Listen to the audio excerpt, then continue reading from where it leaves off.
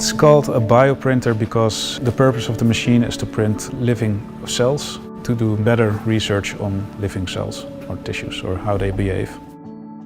We have several features which make research easier.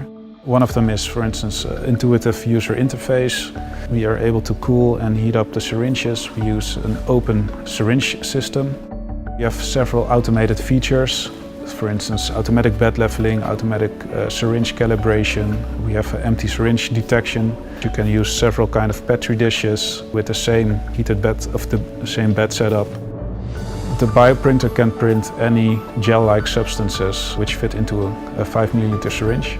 That's different from a normal filament printer because then you have to melt the plastic and then it hardens quite quickly after it's left the syringe. We have a cooled print bed which allows to better condition the cells and have a more constant environment for the printed object.